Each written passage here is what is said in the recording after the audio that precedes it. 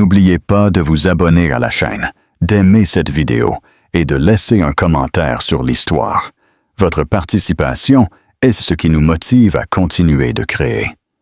Prête? Commençons. Le fantôme qui a cessé de l'être. Le reflet que me renvoyait le miroir n'était pas un fantôme, mais on aurait dit que c'en était un. Pendant 2 ans, j'avais permis à mon ex-mari Eduardo de m'effacer de la carte.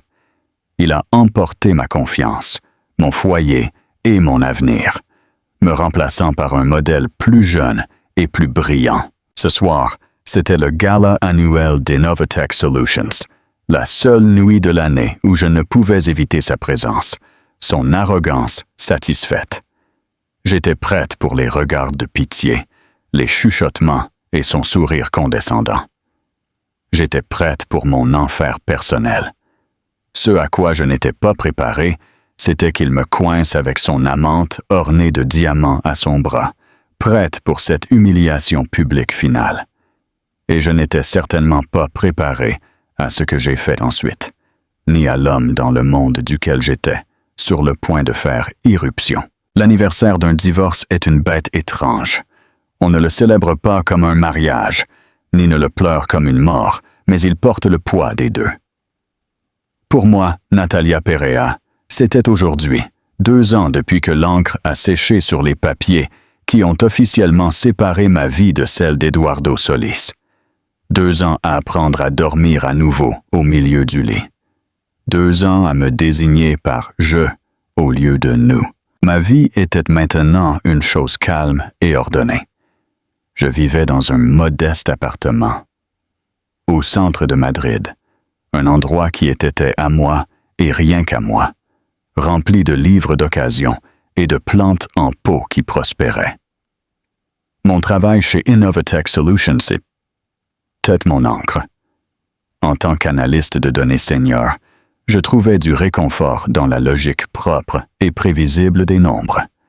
Je pouvais donner un sens aux algorithmes et aux modèles prédictifs. Eux, contrairement aux gens, ne mentaient jamais, ni ne changeaient d'avis de manière inattendue. J'étais bonne dans mon travail, brillante, bien que personne ne le sache. J'existais en arrière-plan, un fantôme dans la machine corporative qui produisait des rapports perspicaces que mon chef de département, un homme nommé Javier Pérez, présentait comme les siens, avec quelques retouches mineures. Je ne me plaignais jamais. C'était plus facile d'être invisible. Eduardo, bien sûr, était tout sauf invisible. Il était vice-président du département marketing de la même entreprise. C'était le charisme et l'ambition versés dans un costume sur mesure. Nous nous étions rencontrés chez Innovatech, une romance de bureau classique qui avait fleuri en ce que je croyais être un amour pour toujours. J'avais soutenu son ascension dans l'échelle corporative, éditant ses présentations jusqu'à tard dans la nuit, organisant des dîners pour ses supérieurs et sacrifiant mes propres ambitions pour les siennes. J'étais la base solide et fiable sur laquelle il a construit son empire. Et puis, quand l'empire a été sécurisé, il a remplacé la base. Elle s'appelait Valentina. Elle avait été son assistante de direction, une vingtenaire à la peau impeccable, une garde-robe pointue et une ambition qui rivalisait avec celle d'Eduardo. J'ai découvert leur aventure par le cliché classique destructeur d'âme, un reçu d'hôtel laissé négligemment dans la poche d'un manteau. La confrontation a été un flou de ses excuses froides et répétées et de mon incrédulité brute et brisée. Il n'a même pas eu la décence d'avoir l'air honteux. Il semblait soulagé. « Nous nous sommes simplement éloignés, Nati », avait-il dit, comme si nos 15 années ensemble étaient un pull dont il s'était simplement débarrassé. Le divorce a été brutal. Il a utilisé son pouvoir corporatif et des avocats coûteux pour me dépeindre comme instable et exigeante. Je suis parti avec une fraction de ce qui me revenait et une blessure ouverte là où se trouvait mon estime de soi. Lui et Valentina se sont fiancés en 6 mois, ce qui m'a amené à ce soir. Le gala annuel d'Innovatech Solutions au Grand Hôtel Plaza. Une nuit de sourires forcés, de champagne bon marché et de tapes dans le dos entre collègues. C'était obligatoire pour tous les employés de mon niveau ou supérieur. Au cours des 2 dernières années, j'étais tombé malade comme par hasard, avec une migraine le jour du gala, mais pas cette année.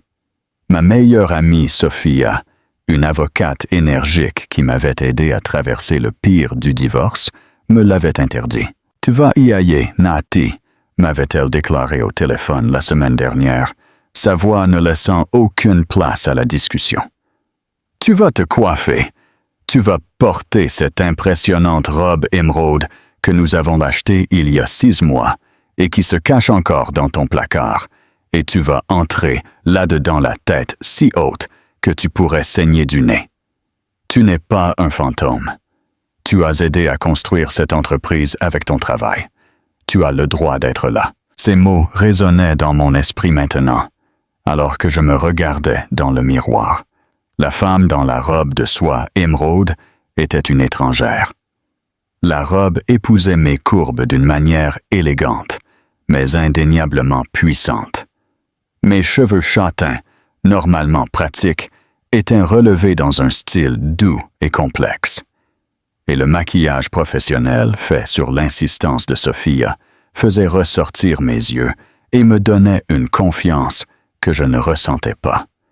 Mais en me regardant dans les yeux, j'ai vu la peur. Je n'avais plus peur d'Eduardo. J'avais peur de la pitié. J'avais peur des chuchotements des collègues qui connaissaient toute l'histoire sordide. J'avais peur du regard triomphant et possessif que Valentina me lancerait. Le regard qui disait « J'ai gagné ». Mon téléphone a vibré. C'était Sophia. « C'est l'heure du spectacle, Superstar. Rappelle-toi qui tu es maintenant. Vas-y et fais-les s'étouffer avec leur canapé. » Un petit sourire sincère a touché mes lèvres pour la première fois de la journée. Elle avait raison. Me cacher n'avait fait que rétrécir mon monde jusqu'à ce qu'il ait la taille de mon petit appartement. Ce soir, je n'y allais pas en tant que pathétique ex-femme d'Eduardo Solis.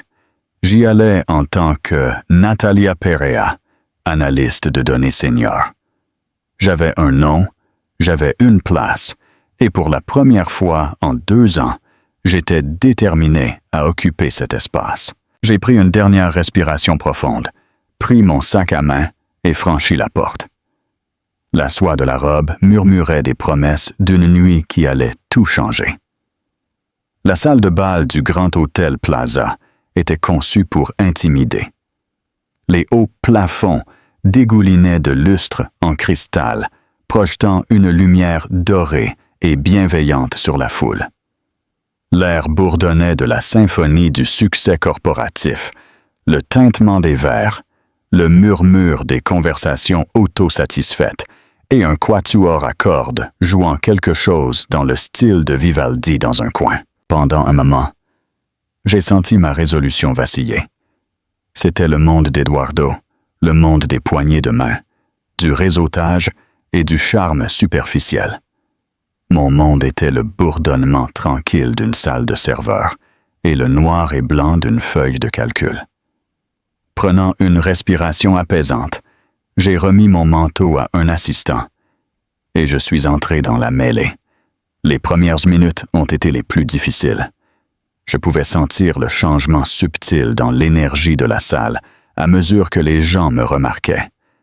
C'était une onde de reconnaissance suivie d'yeux rapidement détournés et de chuchotements bas. J'ai vu Elena de la comptabilité donner un coup de coude à son mari, les yeux écarquillés. J'ai vu Pedro de la logistique m'adresser un petit sourire de pitié. C'était exactement ce que j'avais craint. J'étais un spectacle. Le fantôme s'était matérialisé et personne ne savait trop quoi en faire. Je me suis dirigé directement vers le bar, ayant besoin d'un bouclier adéquat. « Champagne, s'il vous plaît », ai-je dit au barman, ma voix plus ferme que je ne le sentais. « Nati, c'est toi ?»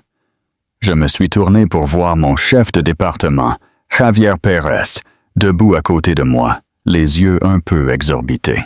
« Wow, tu as l'air très bien », a-t-il dit, le compliment atterrissant avec toute la grâce d'un classeur tombé. « Salut Javier », ai-je dit en forçant un sourire. « Je suis contente de te voir aussi. Je ne m'attendais pas à te voir ici. Je pensais que tu étais allergique au plaisir. » Il a ri, inconscient comme toujours. Javier était l'homme qui avait bâti sa carrière sur mon travail analytique.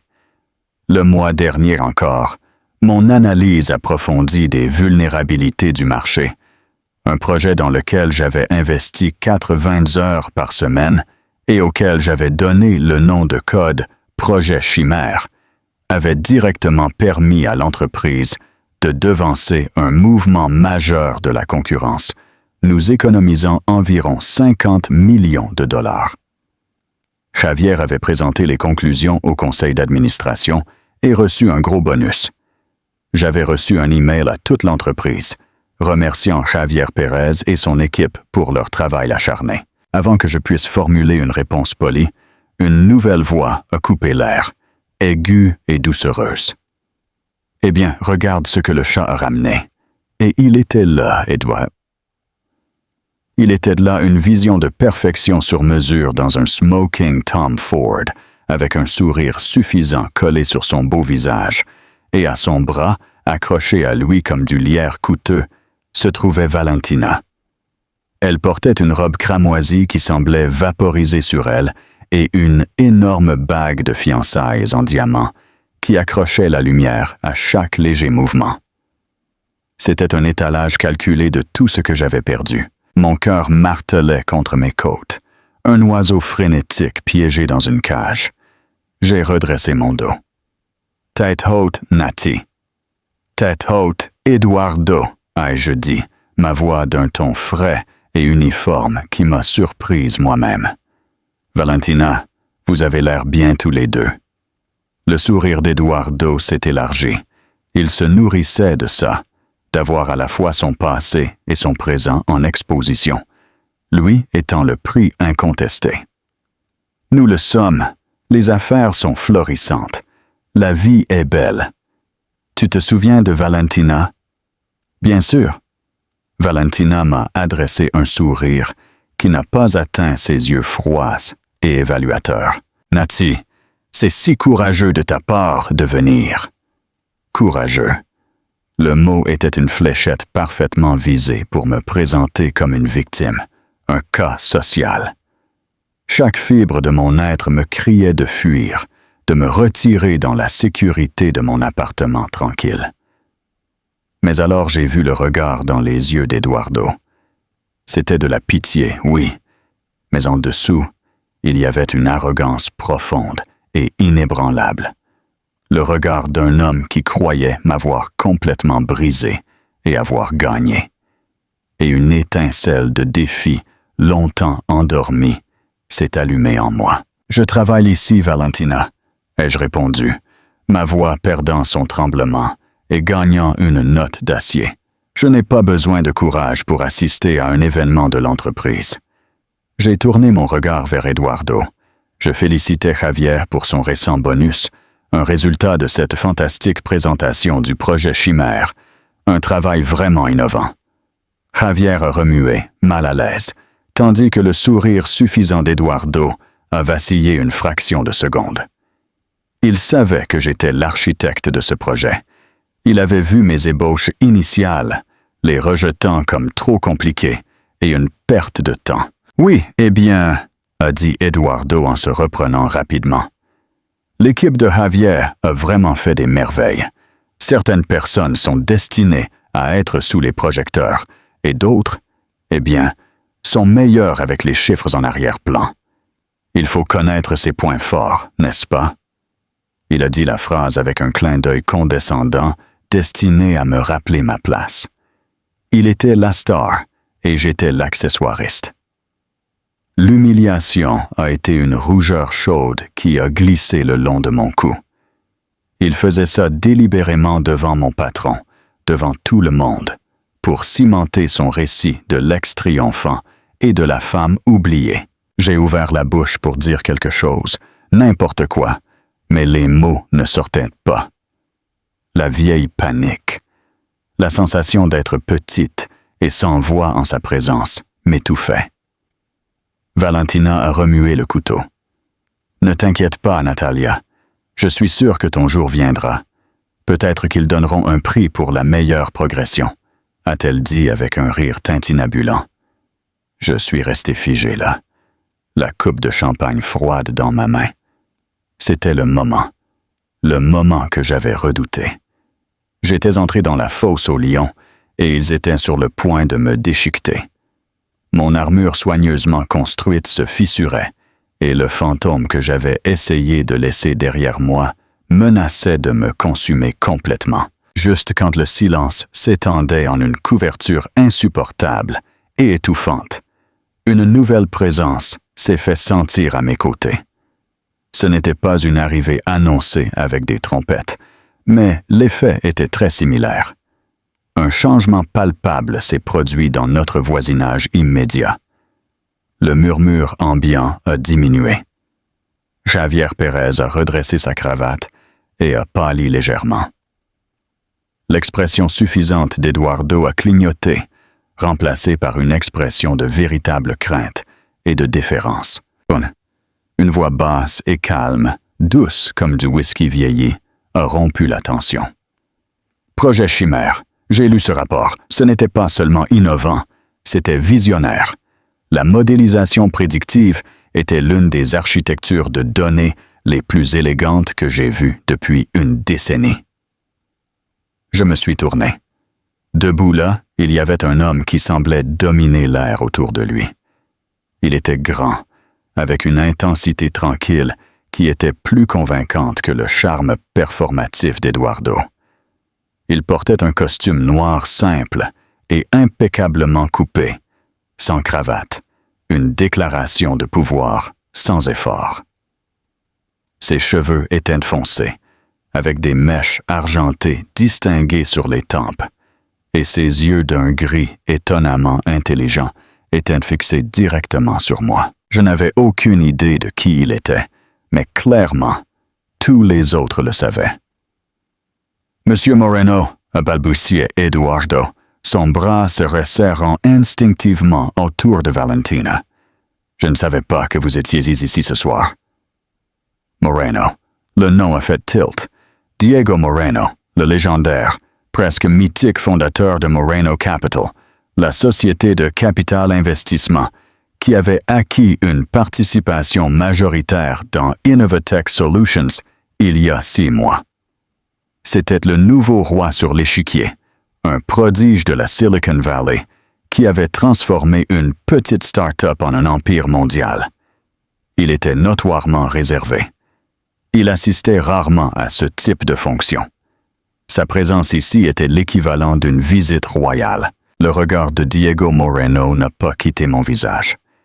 Il n'a donné aucune indication qu'il avait même entendu Eduardo. L'auteur de ce rapport est dans le département de Javier, je crois. Je voulais le rencontrer. Il a tendu une main vers moi, son expression empreinte d'une véritable curiosité. Je suis Diego Moreno. Mon esprit s'est emballé. Il pensait que Javier avait écrit le rapport, ou peut-être pensait-il que c'était une autre étoile montante de l'équipe. Mon moment de choix était net. Je pouvais me recroqueviller, laisser Javier ou Eduardo prendre le crédit comme ils le faisaient toujours, et rester le fantôme. Ou je pouvais réclamer mon travail. Ma main, étonnamment ferme, a rencontré la sienne. Sa poignée était solide et chaude. « Natalia Perea », ai-je dit, ma voix claire et forte. J'ai écrit le rapport du projet Chimère. Un spectre d'émotion s'est reflété sur les visages de notre petit cercle. Javier semblait sur le point d'avaler sa propre langue. Le sourire parfaitement peint de Valentina s'est tendu en une fine ligne de confusion. Et Eduardo semblait complètement abasourdi. Un éclair d'incrédulité luttait avec un éclair de fureur pure et simple dans ses yeux. Les sourcils de Diego Moreno se sont levés légèrement, une lueur de respect dans ses yeux gris. « Mademoiselle Perea, C'est un vrai plaisir. Je dois dire que votre travail est la raison principale pour laquelle j'ai approuvé la phase de financement suivante. Vous avez un esprit remarquable. La validation était si directe, si puissante, que c'était comme un choc physique. Pendant des années, mon travail avait été absorbé et rebaptisé par d'autres. Que l'homme le plus puissant de la salle non seulement le reconnaisse, mais le loue, c'était comme sortir au soleil après une vie entière dans une pièce sans fenêtre. « Merci, Monsieur Moreno », ai-je réussi à dire. « Je vous en prie, Diego », a-t-il dit avec un petit sourire sincère. Puis, il a dirigé son regard froid et analytique vers Javier et Eduardo. C'est intéressant. Le résumé officiel qui est arrivé sur mon bureau portait le nom de Javier Pérez comme chef de projet. Javier a commencé à suer. « Eh bien, vous savez, c'est un effort d'équipe, Monsieur Moreno, une grande équipe, et Natalia est une partie vitale de cette équipe. En arrière-plan, vous savez, faisant les chiffres. » Eduardo, toujours opportuniste, est intervenu en essayant de reprendre le contrôle. Exactement. Nati est un génie avec les données brutes. Elle l'a toujours été, mais il faut un type de vision pour voir la situation dans son ensemble, pour l'emballer pour la salle du conseil. C'est là qu'intervient le leadership. Il a posé une main possessive sur l'épaule de Javier, essayant de former un front uni. Il essayait de me reléguer à nouveau dans ma boîte, la fille des chiffres, même devant Diego Moreno lui-même. L'expression de Diego est restée illisible, mais une certaine froideur est entrée dans ses yeux. Il a regardé du visage désespéré d'Eduardo au mien. Il voyait toute la dynamique à nu, l'ex-mari méprisant, le patron qui vole le crédit et la femme qui avait fait le vrai travail. « La vue d'ensemble est non pertinente si la base est défectueuse », a dit Diego. Sa voix calme, mais avec un tranchant d'autorité indubitable. Et la base de ce rapport, son architecture même, était sa caractéristique la plus brillante. Ce n'est pas du leadership, Monsieur Solis, c'est du génie. Il a reporté toute son attention sur moi, écartant effectivement les trois autres. « Dites-moi, Natalia, sur quoi travaillez-vous maintenant? » C'était une bouée de sauvetage, une opportunité de m'éloigner du vortex toxique de mon passé et d'entrer dans une conversation qui portait sur mon esprit, mon travail, mon avenir. Alors que je commençais à expliquer mon projet le plus récent, une idée naissante sur la façon d'exploiter l'analytique quantique pour la prédiction des tendances de consommation, je sentais le poids du regard d'Eduardo dans mon dos. Il perdait le contrôle et ne pouvait pas le supporter. Le fantôme qu'il pensait avoir enterré était non seulement sous les projecteurs, mais avait l'attention absorbée du seul homme qu'il avait désespérément besoin d'impressionner. Et je savais avec une certitude glaçante qu'il n'allait pas laisser passer ça. Le monde a semblé rétrécir jusqu'à ce qu'il n'y ait plus que nous deux. Diego Moreno était un auditeur phénoménal. Il n'interrompait pas, n'essayait pas de diriger la conversation. Il absorbait simplement ce que je disais sur l'analytique quantique. Ses yeux gris perçants, reflétant une intelligence profonde et concentrée. Il posait des questions incisives qui poussaient ma réflexion. Des questions qui montraient qu'il n'écoutait pas seulement les mots, mais comprenait les concepts complexes derrière eux. Pour la première fois depuis des années, je me sentais vu non pas comme une épouse, une ex-épouse ou une subalterne, mais comme une paire intellectuelle. Donc en utilisant un algorithme d'inspiration quantique, nous pourrions théoriquement cartographier le désir du consommateur, avant même que le consommateur n'en soit consciemment conscient. J'ai conclu, une rougeur d'excitation colorant mes joues. C'est encore théorique. Bien sûr, la puissance de traitement requise est immense, mais la théorie est solide. C'est élégant, disruptif, a dit Diego avec une expression pensive sur son visage. Pourquoi n'ai-je pas entendu parler de ça? Je ne l'ai pas encore proposé formellement, ai-je admis. Xavier a estimé que c'était trop science-fiction pour notre budget R&D actuel. Un coin de la bouche de Diego a tressailli. Le budget de Javier est sur le point de devenir nettement plus flexible. L'implication flottait dans l'air, une promesse d'un avenir que je n'avais pas osé rêver. Derrière nous, j'étais très consciente du ressentiment d'Eduardo. Lui et Valentina n'avaient pas bougé. Ils étaient coincés en orbite autour de notre conversation, incapables de partir sans paraître mesquins, mais incapables de se joindre à nous. Je pouvais sentir la chaleur de sa colère irradier de l'autre côté du petit espace. Il avait prévu de m'humilier, de me remettre à ma place. En revanche, il était devenu un spectateur involontaire de ma validation par l'homme le plus puissant de la salle. Son ego, une chose fragile et gigantesque, ne pouvait pas le supporter. Il a choisi ce moment pour faire son mouvement. « Bien, ne laisse pas notre petite Nati te donner trop d'espoir, Diego, » a dit Eduardo en faisant un pas en avant, avec un rire forcé et jovial.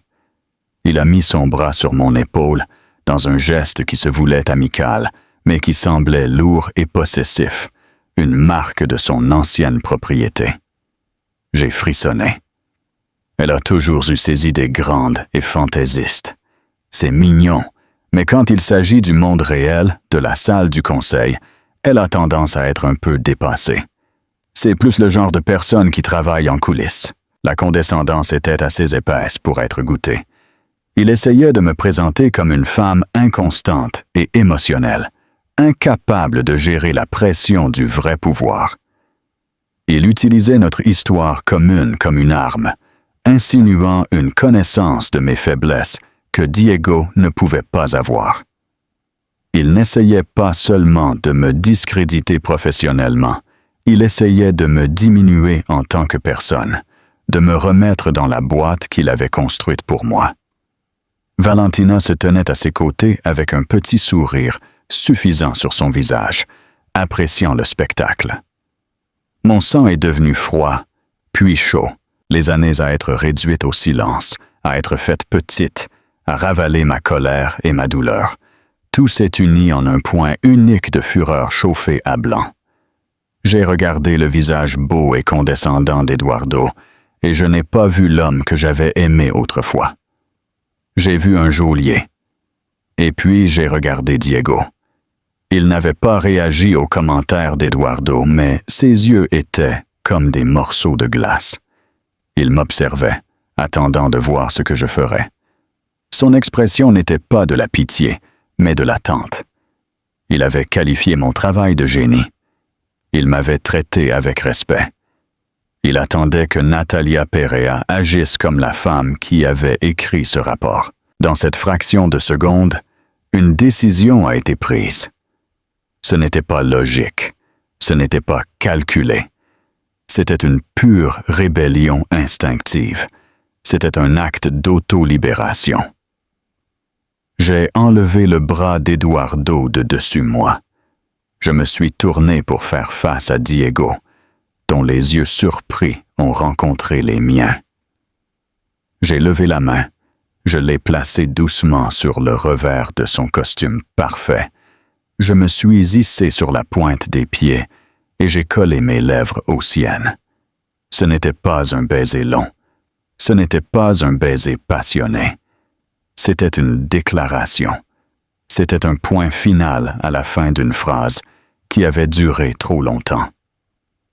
C'était le goût du champagne et du défi. Pendant un bref instant, il y a eu une immobilité surprise de sa part, puis une réponse subtile, presque imperceptible, un adoucissement de ses lèvres avant que je ne me sépare de lui. Toute la salle de bal, qui n'était qu'un bourdonnement sourd, a semblé devenir absolument et complètement silencieuse. Le quatuor à cordes a vacillé au milieu d'une note. Toutes les têtes dans notre voisinage s'étaient tournées. Le son qui a suivi a été une inspiration collective et aiguë. Je suis redescendu sur mes talons, mon cœur battant à un rythme frénétique contre mes côtes. Je n'ai pas regardé les visages surpris des spectateurs. Je n'ai pas regardé Diego, dont la propre expression était celle de l'étonnement et de l'évaluation. J'ai regardé directement Eduardo et je l'ai vu se figer. C'était comme s'il avait été changé en pierre. Sa bouche était légèrement ouverte, son visage un masque de pure stupéfaction. La couleur s'est drainée de ses joues, le laissant pâle et maladif. La suffisance, l'arrogance, le charme condescendant. Tout avait volé en éclats, s'évaporant en un instant. Dans ses yeux, j'ai vu un tourbillon de confusion, de fureur et quelque chose que je n'avais jamais vu là auparavant. Une défaite totale et complète. Il m'a regardé, puis le milliardaire debout à côté de moi. Puis à nouveau moi. Son esprit incapable de calculer la réalité de ce dont il venait d'être témoin. Son ex-femme, la fille calme et effacée des chiffres qu'il avait jetés, venait d'embrasser Diego Moreno au milieu du gala de l'entreprise. Échec et mat, le silence qui a suivi le baiser était une chose vivante, lourde et chargée. Il n'a duré que quelques secondes, mais dans ce laps de temps, toute une hiérarchie sociale a été démantelée et reconstruite. Puis les chuchotements ont commencé à éclater comme des feux de forêt autour de nous. Il ne s'agissait plus de pitié pour la pauvre Nati. Il s'agissait de l'audace stupéfiante de ce qui venait de se passer. Valentina a été la première à briser le tableau. Son visage parfaitement maquillé s'est contorsionné en un masque de laide incrédulité. « Qu'est-ce que tu crois faire, bon sang ?» m'a-t-elle sifflé. Sa voix un murmure venimeux. Mais ces mots n'étaient que du bruit. Mon attention, et en fait celle de toute la salle, était sur les deux hommes. Eduardo restait figé, une statue de rage impuissante. Son monde avait été mis sens dessus-dessous. Louis, le maître de l'optique et de l'image, avait été surpassé de manière publique et spectaculaire. Diego Moreno, cependant, était une étude de sang-froid. Le choc initial dans ses yeux avait été remplacé par autre chose, quelque chose que je ne pouvais pas tout à fait déchiffrer, un mélange d'amusement et de calcul intense. Il a regardé le visage hébété d'Eduardo, puis la foule qui commérait, et enfin son regard s'est posé à nouveau sur moi. Il n'y avait pas de colère dans son expression. Il a fait un hochement de tête lent et délibéré, comme s'il venait de prouver un théorème complexe qu'il envisageait. Puis, dans un mouvement de pur génie stratégique, il a pris doucement mon coude. Son toucher était léger, mais ferme, un signe clair d'alliance. Natalia et moi discutions d'un projet confidentiel, a annoncé sa voix calme et autoritaire, coupant facilement la marée montante des chuchotements. Peut-être devrions-nous poursuivre cette conversation dans un endroit plus privé. Il n'a pas attendu de réponse. Il a simplement commencé à m'éloigner de l'épicentre de l'explosion que nous avions créée, laissant Eduardo et Valentina debout au milieu des décombres sociaux, alors que nous marchions sur un chemin qui s'ouvrait pour nous à travers la foule. Comme par magie, les chuchotements nous ont suivis, mais personne n'a osé me regarder dans les yeux. J'ai gardé la tête haute, mon corps vibrant d'un cocktail terrifiant et exaltant d'adrénaline et de peur. Qu'avais-je fait? Diego m'a guidé non pas hors de la salle de bal, mais à travers une porte latérale que je n'avais même pas remarquée, qui s'ouvrait sur un balcon calme et désert surplombant la ville. L'air frais de la nuit a été un choc bienvenu pour ma peau échauffée.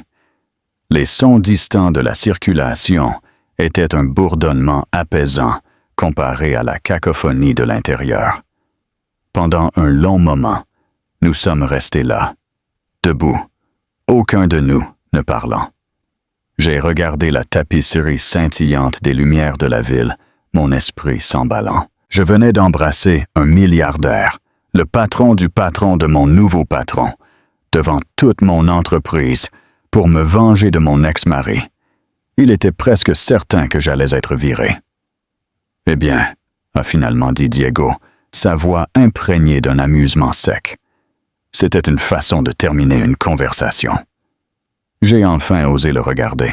« Monsieur Moreno, Diego, je suis tellement désolé. Je ne sais pas ce qui m'a pris. C'était peu professionnel et impulsif, et je... » Il a levé une main, arrêtant mes excuses frénétiques. « Natalia, » a-t-il dit, et son utilisation de mon prénom était étrangement apaisante. « D'abord, soyons clairs, tu n'as absolument rien à te faire pardonner. » Il s'est appuyé contre la rambarde du balcon, se tournant pour me regarder. J'ai été dans des salles de conseil toute ma vie d'adulte. J'ai été témoin d'OPA hostiles, d'espionnage industriel et d'assassinats de réputation brutaux. Et je peux honnêtement dire que j'ai rarement vu quelqu'un neutraliser une menace aussi efficacement, avec une telle précision et économie de mouvement. Je l'ai regardée stupéfaite. Neutraliser une menace? Ton ex-mari, a-t-il clarifié. Il essayait de te diminuer publiquement, d'empoisonner ma perception de tes capacités, te présentant comme une subalterne instable et fantaisiste. Il a utilisé son histoire personnelle avec toi comme levier. En retour, tu as utilisé un geste non verbal, mais universellement compris, pour anéantir complètement ce levier. Tu ne t'es pas seulement vengé de lui, tu as changé toute la dynamique de pouvoir de cette salle. Brillant, si je puis me permettre. J'étais dépassé. Je m'étais attendu à de la colère, ou au moins à une sévère réprimande. Je ne m'étais pas attendu à une analyse tactique de mon acte impulsif de défi. Je voulais juste que ça s'arrête, ai-je chuchoté, l'adrénaline commençant à s'estomper, laissant une vulnérabilité tremblante dans son sillage. Il a passé 2 ans à me faire sentir inutile, et ce soir, quand il a vu que je pourrais avoir quelque chose à moi, quelque chose qu'il ne pouvait pas contrôler, il a essayé de me l'enlever aussi. L'expression de Diego s'est adoucie. « Je m'en doutais », a-t-il dit. « Quand j'ai lu ton rapport du projet Chimère, j'ai demandé les registres d'envoi préliminaire. Le fichier initial a été téléchargé avec ton nom, Natalia. 3 jours plus tard, il a été renvoyé depuis le terminal de Javier Pérez avec une nouvelle page de garde. Les métadonnées ont montré que la clé d'accès de niveau vice-président de Solis a été utilisée pour autoriser la révision. Ils ont non seulement pris le crédit de ton travail, mais ils ont activement conspiré pour enterrer ta participation. Le souffle a quitté mes poumons. C'était une chose de soupçonner, de sentir l'injustice dans mes os. C'en était une autre très différente de l'avoir confirmé, exposée comme un ensemble de faits froids et durs, par le seul homme qui pouvait faire quelque chose à ce sujet. La trahison semblait fraîche, une douleur physique aiguë. Je n'avais aucune idée, ai-je dit, ma voix étouffée par l'émotion. Ils t'ont sous-estimé, a affirmé Diego simplement, et ton ex-mari en particulier semble avoir commis l'erreur critique de croire son propre récit sur toi. Ce soir, tu lui as montré, ainsi qu'à tous les autres, qui tu es vraiment. Une larme que je n'avais pas sentie venir a glissé sur ma joue. Je l'ai essuyée précipitamment. Tout cela était trop. L'humiliation, le défi, la validation, la révélation choquante. « Et maintenant ?» ai-je demandé, ma voix petite. « Je suis viré ?» Diego a ri, un son bas et agréable. « Viré, Natalia? Je ne vire pas des atouts comme toi, je les promeus. Le projet d'analytique quantique que tu as mentionné, je le finance officiellement. À partir de lundi, tu seras à la tête d'une nouvelle division R et D indépendante. Tu me rendras compte directement. Tu peux débaucher qui tu veux de l'équipe de Pérez, et ton budget sera celui que tu jugeras nécessaire. J'ai senti mes genoux faiblir. Chef d'une division rapportant directement à lui. C'était impensable. Je ne sais pas quoi dire. Dis que tu acceptes, a-t-il dit, ses yeux gris sérieux. Ne les laisse pas gagner en te faisant douter de toi-même, ne serait-ce qu'une seconde de plus. Prends ce que tu as gagné. Le baiser avait été un acte de rébellion, un moment de folie. Mais il avait ouvert grand une porte dont j'ignorais l'existence. Debout sur ce balcon, avec la ville s'étendant sous moi et l'homme qui m'offrait tout mon avenir debout devant moi, j'ai senti que les derniers vestiges du fantôme qu'Eduardo avait essayé de faire de moi s'évanouissaient enfin. Retourner au bureau le lundi matin a été comme marcher sur un plateau de cinéma le lendemain du tournage d'une scène dramatique. L'air était épais de non-dits. Le bourdonnement habituel des clavières et le murmure calme étaient remplacés par un silence tendu qui se brisait en chuchotements frénétiques chaque fois que je passais. Je n'étais plus Natalia Perea, l'analyste de données tranquilles. J'étais un mythe, une légende. J'étais la femme qui a embrassé le milliardaire. Ma marche de l'ascenseur à mon box a semblé durer 1 kilomètre. Les gens me regardaient ouvertement, leur visage un mélange d'étonnement, d'envie et de curiosité morbide. Elena de la comptabilité m'a fait un pouce levé avec les yeux écarquillés. Pedro de la logistique a fait pratiquement une révérence. C'était surréaliste et profondément gênant, mais sous la gêne, il y avait un nouveau sentiment inconnu, le pouvoir. Mes actions avaient des conséquences, et pour la première fois, ces conséquences n'étaient pas des choses qui m'arrivaient, mais des choses qui arrivaient à cause de moi. Ma première affaire a été d'ignorer complètement mon ancien bureau et de me diriger directement vers le bureau de Javier Pérez. J'ai frappé une fois et je suis entré sans attendre d'invitation. Il était au téléphone, mais son visage a pâli quand il m'a vu. Il a rapidement balbutié une excuse et a raccroché. « Natalia », a-t-il balbutié en se levant difficilement. « J'étais sur le point de t'appeler. J'ai entendu dire qu'il y a des rumeurs. »« Ce ne sont pas des rumeurs, Javier, » ai-je dit, ma voix uniforme et calme. J'ai posé une seule feuille de papier sur son bureau poli. C'était une liste de 4 noms, les analystes les plus brillants et sous-utilisés de son équipe. Monsieur Moreno a approuvé la formation d'une nouvelle division d'analytique quantique. Je la dirigerai. Ce sont les personnes que j'emmène avec moi. Les ressources humaines enverront les documents de transfert officiels cet après-midi. Javier a regardé la liste, puis moi, sa bouche s'ouvrant et se fermant comme un poisson. Il perdait ses meilleurs éléments, la base même de l'équipe qu'il était censé diriger. Il se faisait vider. « Tu ne peux pas faire ça », a-t-il balbutié. « Ils sont essentiels pour mes projets du 4e trimestre. Alors tu aurais dû y penser avant de mettre ton nom sur mon projet du 2e trimestre, » ai-je répondu sans une once de méchanceté. C'était juste un fait. Je me suis retourné et je suis sorti, le laissant balbutier dans mon sillage. Il n'y avait pas de plaisir là-dedans, juste un sombre sentiment de compte réglé. L'événement principal, cependant, est arrivé 1 heure plus tard. Un email urgent a convoqué tout le département marketing dans la salle de conférence principale. Les chuchotements se sont intensifiés.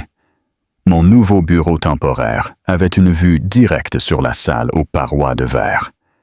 J'ai observé Eduardo entrer, son visage un masque tendu d'anxiété.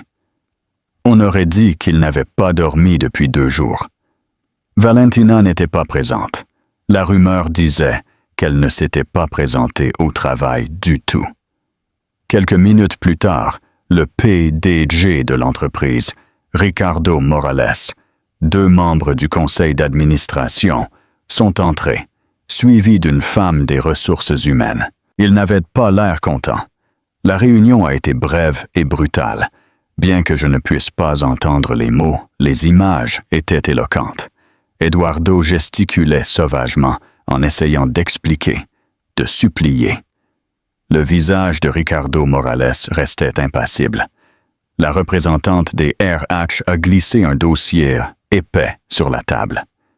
Les épaules d'Eduardo se sont affaissées. Il avait été si habile au jeu corporatif, mais il avait enfreint la seule règle non écrite. Il avait embarrassé l'entreprise devant son nouveau propriétaire. Le roi avait été publiquement humilié et le conseil d'administration limitait la casse. Il est sorti de cette pièce comme un homme différent. Son arrogance avait disparu, remplacée par le regard vide d'un choc total. Ses collègues évitaient son regard. En passant devant mon bureau, ses yeux ont rencontré les miens à travers la vitre. Il ne restait plus de colère, seulement une confusion brute et désespérée, comme s'il essayait de comprendre comment la femme qu'il avait considérée comme si insignifiante avait pu orchestrer sa chute. Mais je ne l'avais pas orchestrée. Il avait construit sa propre guillotine. Je l'avais simplement laissé tomber. Il a été escorté à son bureau pour emballer ses affaires et a quitté le bâtiment en 1 heure. Plus tard ce jour-là, j'ai reçu un appel d'un numéro que je ne reconnaissais pas. C'était Valentina. Sa voix était dépouillée de toute sa confiance habituelle. « Je voulais juste que tu saches, » a-t-elle dit, sa voix tremblant légèrement, « que je l'ai quitté au gala. J'ai vu son visage quand c'est arrivé. Il ne m'a pas regardé. Il ne se souciait même pas que je sois là. Tout ce qui lui importait, c'était qu'il avait perdu, que tu avais gagné. » Elle a pris une inspiration tremblante. J'étais un accessoire, un objet brillant pour le faire bien paraître. Je pensais qu'il était plus intelligent que ça. « Je suis désolé, Valentina, » ai-je dit. Et à ma grande surprise, je le pensais vraiment. Elle avait été une participante consentante, mais elle était aussi une autre victime de l'ego qui consumait Eduardo. « Ne le sois pas, » a-t-elle dit avec un rire amer. « Tu es libre, et maintenant je suppose que je le suis aussi. Bonne chance, Natalia. » Elle a raccroché. La journée a été un tourbillon de paperasse. Réunion et introduction. Les ressources humaines ont tout accéléré. Ma nouvelle division a reçu une suite de bureaux de premier choix à l'étage de la direction. Les 4 analystes que j'avais choisis ont accepté mon offre avec un enthousiasme hébété, impatients de travailler sur quelque chose de nouveau et d'excitant. À 17 heures, j'étais debout dans mon nouveau bureau, un bureau 4 fois plus grand que mon ancien box, avec une fenêtre du sol au plafond donnant sur la ville. C'était calme, le chaos s'était apaisé. Eduardo était parti, Javier était neutralisé. Un nouvel avenir s'étendait devant moi. Un avenir construit non pas sur l'approbation d'un homme, mais sur mon propre esprit et mon propre mérite. Le baiser avait été le catalyseur, l'étincelle qui avait allumé la mèche, mais la base s'était construite au fil des années de travail calme et diligent. Diego Moreno ne m'avait pas sauvé. Il avait simplement ouvert les yeux et vu la personne qui était là tout le temps. La reddition de comptes était terminée, et alors que je regardais le coucher de soleil peindre le ciel dans des tons d'orange et de violet, je sus avec une certitude absolue que ce n'était pas une fin, mais un début. Les semaines qui ont suivi ont été un changement tectonique, une restructuration de mon paysage professionnel et personnel. Le concept théorique de diriger une nouvelle division est devenu une réalité tangible, un tourbillon de travail intense et passionnant. Mon nouveau bureau à l'étage de la direction, avec sa vue panoramique sur l'horizon de la ville, ressemblait moins à un espace de travail qu'à un centre de commandement pour ma propre vie. Le fantôme de Natalia Perea, qui hantait autrefois les box tranquilles du 4e étage, n'avait pas sa place ici. Il avait été remplacé par une leader. Construire la division d'analytique quantique à partir de zéro a été l'effort le plus exigeant et le plus profondément gratifiant de ma vie. Mon équipe, Les 4 esprits brillants que j'avais sauvés du purgatoire de la mauvaise gestion de Javier Pérez étaient une centrale d'innovation. Il y avait Léo, un prodige de la programmation alimenté à la caféine, qui voyait les flux de données comme un compositeur voit une symphonie. Maria, une stratège calme, mais férocement logique, qui pouvait trouver le défaut fatal dans n'importe quelle proposition en moins de 5 minutes. Et les jumeaux, Benjamin et Marco, dont la synergie compétitive produisait certains de nos algorithmes les plus innovants. Nous étions une unité petite et agile, une île de création ciblée au milieu du vaste océan de la bureaucratie d'entreprise. Nos journées étaient une symphonie chaotique de diagrammes sur le tableau blanc, de frappes frénétiques et de l'arôme constant et parfumé du café fraîchement moulu. Nous discutions, nous célébrions, nous nous poussions mutuellement au-delà de nos limites, et pour la première fois de ma carrière, je sentais que j'étais exactement là où je devais être. Mes interactions avec Diego étaient une constante, un centre gravitationnel autour duquel ma nouvelle orbite se stabilisait. Nous avions nos réunions de progrès hebdomadaires programmées par vidéoconférence, son visage vif et intelligent remplissant mon écran. C'était un patron exigeant, ses questions toujours inquisitrices, me poussant toujours à défendre mes conclusions avec des données irréfutables.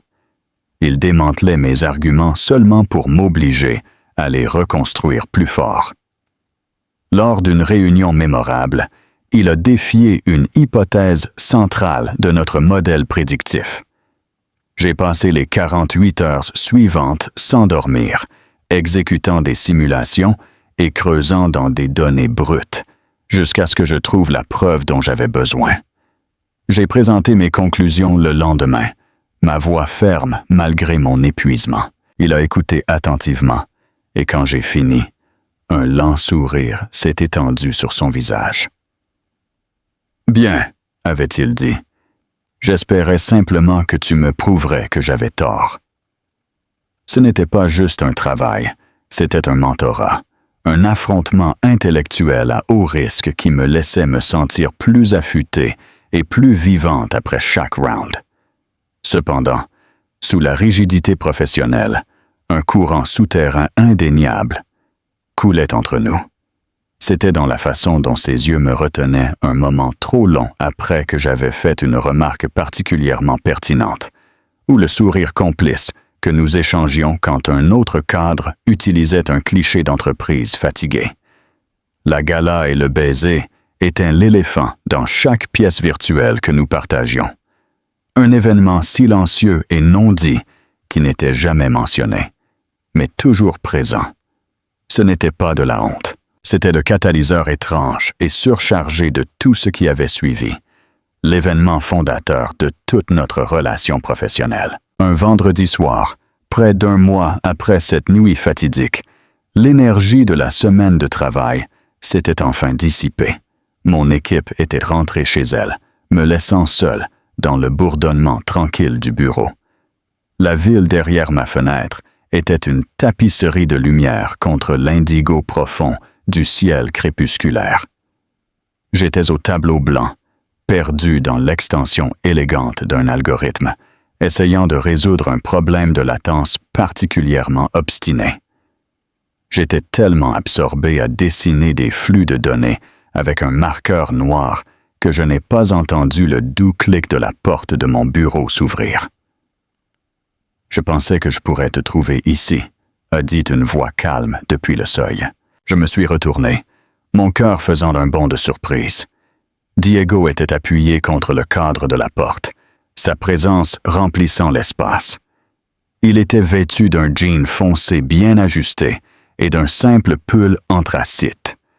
La tenue décontractée, un contraste frappant avec ses costumes sur mesure habituels, le faisait paraître plus jeune, plus accessible et d'une certaine manière plus réel, brûlant l'huile de minuit.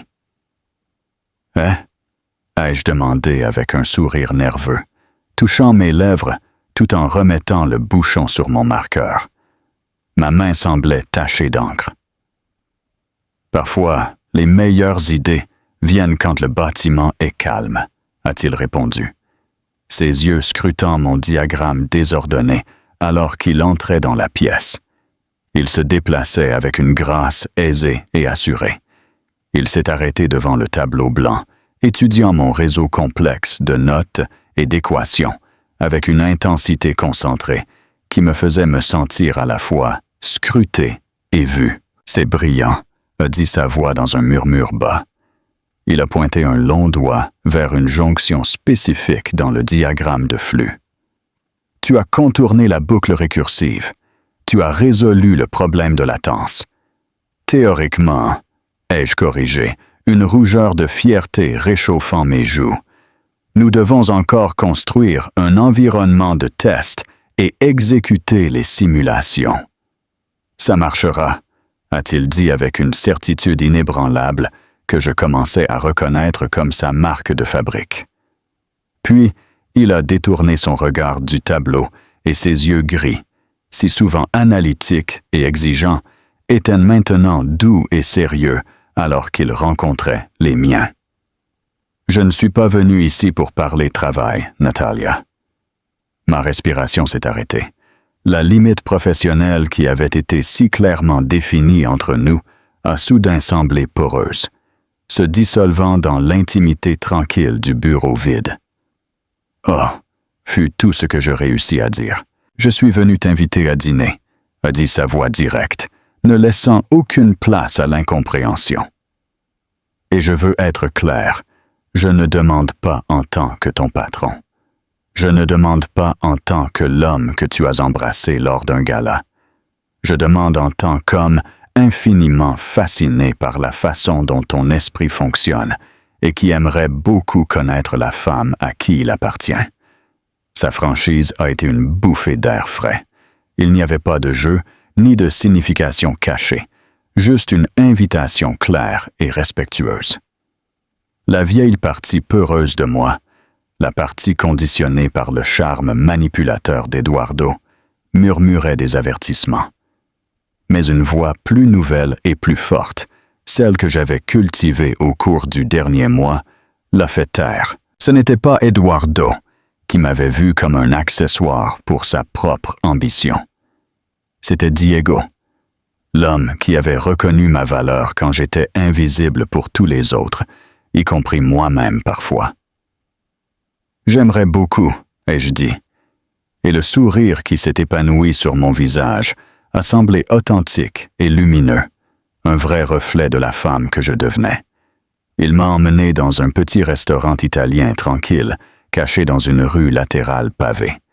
Le genre d'endroit qu'on ne trouve jamais, à moins de savoir qu'il est là. Le propriétaire, un homme exubérant nommé Gino, a salué Diego avec une chaleureuse accolade et nous a conduits à une table d'angle isolée. L'air sentait l'ail, le vin et le pain cuit, autour d'assiettes de pâtes fraîches et d'une bouteille de riche Chianti. Nous avons parlé pendant des heures. Il m'a raconté sa première start-up ratée, les années à manger des nouilles instantanées et la croyance obstinée qu'il l'avait maintenue en marche.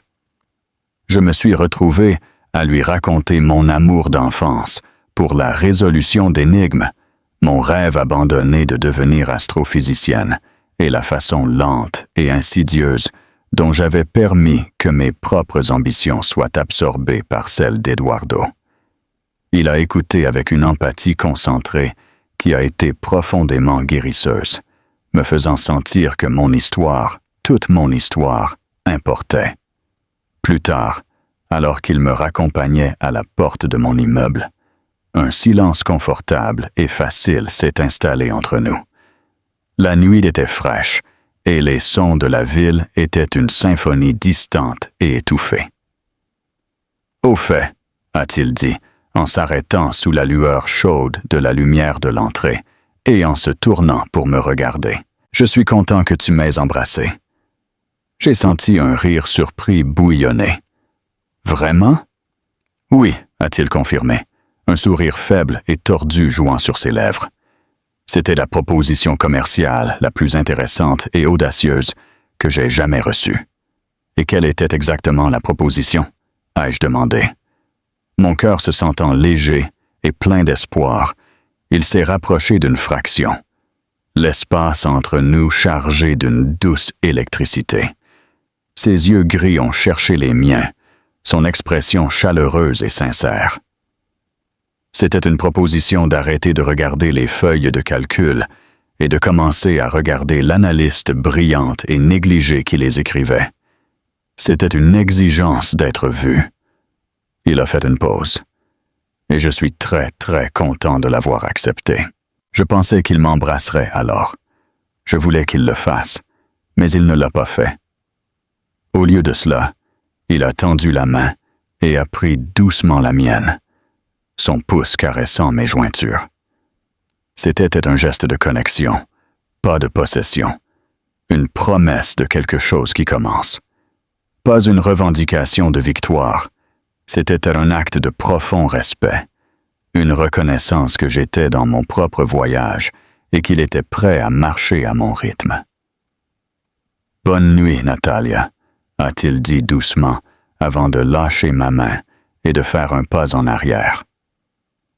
Alors que je fermais la porte de mon appartement derrière moi et m'appuyais contre elle, un sentiment de paix profonde et durable m'a envahi. Le feu de la trahison d'Eduardo avait été dévastateur, brûlant mon ancienne vie jusqu'aux fondations. Mais j'apprenais que parfois un incendie était nécessaire pour dégager le terrain pour une nouvelle croissance. J'avais trouvé ma voie, mon pouvoir et mon estime de soi. Non pas dans le reflet de l'amour d'un homme, mais dans la confiance ferme et tranquille de mes propres capacités. L'avenir n'était plus une ligne droite et prévisible que quelqu'un d'autre avait tracée pour moi. C'était une équation quantique complexe et magnifique de ma propre conception, et pour la première fois de ma vie. J'avais hâte de la résoudre. Commentaires finaux de l'histoire. L'histoire de Natalia est un rappel puissant que parfois nos moments les plus bas ne sont que la rampe de lancement pour notre plus grand retour. Elle pensait entrer dans une nuit d'humiliation, mais elle en est ressortie avec un avenir qu'elle a construit elle-même. Son voyage ne concernait pas le sauvetage par le milliardaire. Il s'agissait pour elle de revendiquer enfin le pouvoir et le talent qu'elle avait tout le temps. C'est une histoire de karma, de résilience et des choses incroyables qui peuvent arriver quand vous refusez d'être effacé. Qu'avez-vous pensé du moment de défi de Natalia? Avez-vous déjà eu un moment où vous avez dû vous lever et revendiquer votre propre histoire? Dites-nous vos pensées dans les commentaires ci-dessous. Nous adorons vous lire et partager ces histoires de force. Si vous avez été inspiré par le voyage de Natalia, s'il vous plaît, aimez cette vidéo et partagez-la avec quelqu'un qui pourrait avoir besoin de l'entendre. Et bien sûr, n'oubliez pas de vous abonner et de toucher cette cloche de notification pour ne pas manquer notre prochaine histoire. Merci beaucoup d'avoir écouté.